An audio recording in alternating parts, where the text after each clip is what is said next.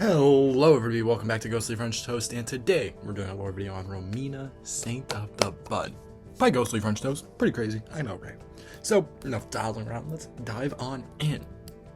So, Romina, who is this silly goofy gal with a little scorpion and centipede, kind of some weird hentai shit?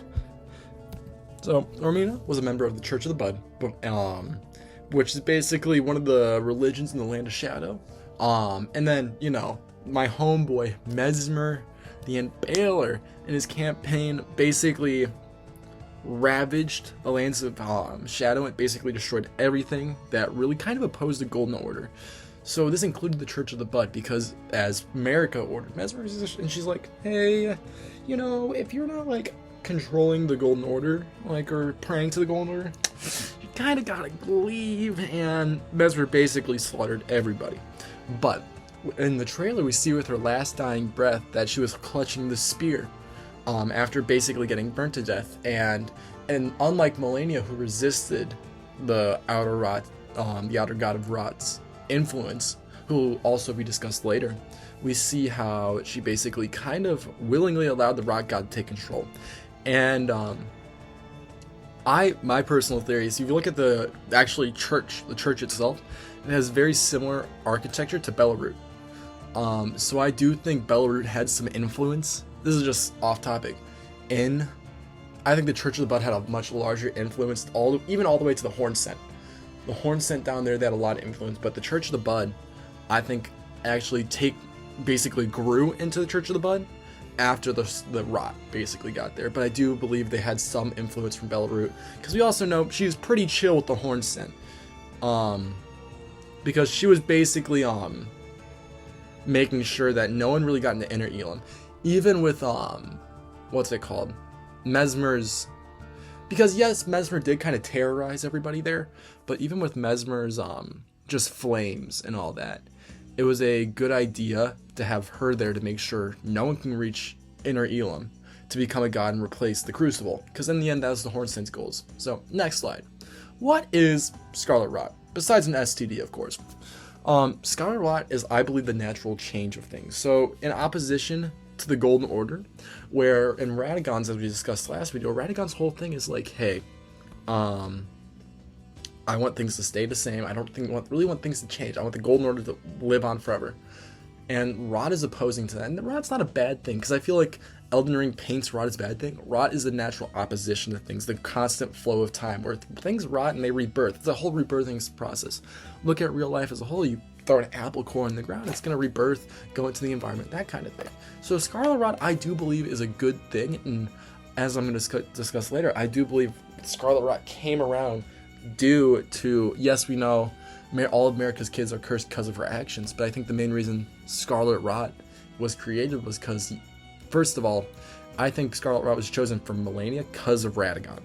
So I think that since they're kind of like one and the same person, as discussed in the last video, where they can kind of shapeshift, whatever, I think Radagon's also cursed all the other kids, because one, Mikola, Radagon wanted to become a god. Melania was basically the opposite of Radagon, as I'll say later, where Melania was the rot, the flow of change, while Radagon was stagnant. And I feel like after the shattering of the Elden Ring, the rot god's influence became much more prevalent, because we know after shattering we see the first bloom from Melania. Melania was able to control it whenever, but she was like, fuck it, I'm just gonna nuke this shit, and kind of just exploded in Radagon's face. So that was kind of silly goofy, not gonna lie.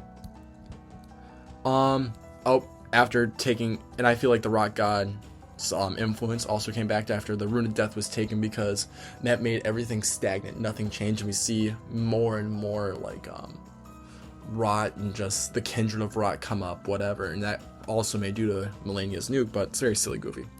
And its natural enemy, as Radagon, as stated before, very silly goofy stuff. Rot and the outer gods as a whole. It's a very interesting topic. And also, the Scorpion Singer does talk about the rock god, and that's how we know a lot of it. Marika's order suppressed outer gods. We know that for a fact, because even with when she was dating, married to Godfrey, and Godfrey was her consort. She would basically send Godfrey on these war campaigns to destroy any outer god, Flame of Ruin, Storm King, whatever. She wanted the Golden Order to be complete, have the Erd Tree be hers, whatever. And look at the Land of Shadow. The Land of Shadow is as much as Mesmer kind of like kicked ass in the Land of Shadow, many of the outer gods thrive. You have Placid Deus Ex and his basically area. Even though it's controlled by Baal, you still have influence all the way out there, even though it's kind of in a weird area location-wise in Elden Ring. You have Flame of Frenzy being the most powerful, where a consort of the Flame of Frenzy, oh my gosh, the Flame of Frenzy can basically be like, what's up, bro? You have Saint Trina, which is not really an outer god, but a very important character in Sleep and all that. And of course you have the Horn Scent and all their culture. The Crucible thrives out there after being suppressed by America and the Golden Order as a whole. So it's a kind of a polar opposite to look at. The Land of Shadows is like where everything kind of thrives, and you see that some of it's pretty good. Not like Flame of Frenzy, but like the Crucible. It's a very interesting life. It's a mix of everything. And you see the Horn Scent. Yes, the Horn Scent did take it a little too far, but the Crucible's kind of chill. Not gonna lie.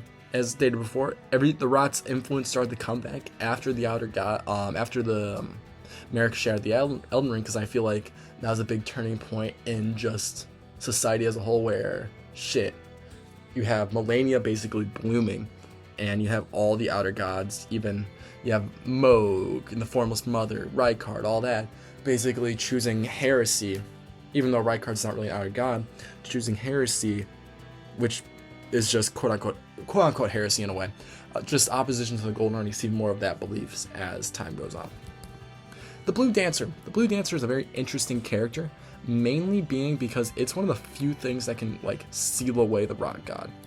The Blue Dancer, a swords person who basically taught Melania how to control her Rot and make sure not gonna spread any STDs, not gonna have a COVID pandemic, if you will. The Blue Dancer's flowing sword basically allowed the Rot God to be beat.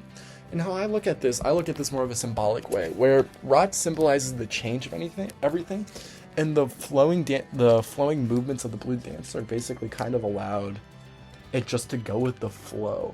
And I feel like since the Scarlet Rot basically opposes stagnation, which is Radagon's belief, the reason the Blue Dancer was able to seal away Radagon, or the Blue Dancer was able to seal away the God of Rot, was due to just having that flowing movement. Instead of opposing Rot, I think the swords person basically just went with it. Didn't really just, and like we see with especially Melania's attacks, her first phase was very just calm. Even though she's kind of blind, so she kind of has to be calm, she has to know her movement's precision, it's very calming. Where she has Waterfowl, and the Waterfowl is not calming, but like she has a lot more graceful attacks. But when she becomes the Goddess of Rot, we see more jagged attacks, or her Scarlet Anionia. Yes, it's very beautiful, but it's also more jagged. We see all her little double ones where she launches into the air and sends like a bunch of copies of her out. It's a lot more jagged. It's not really flowing into each other. Yes, she slays with her floating attacks, but there's also all her new attacks of being a god. It's much more jagged. It's much more just going for it, and it's not really like coherent with her flowiness with her other attacks. So that's just a little thing that I took notice of when fighting her. And for the final slide, the Rot God's creation as itself, as stated before, with Marika's order falling apart and her kind of lacking, not gonna lie, leads to greater strengths of the outer gods, since she's not really enforcing anything.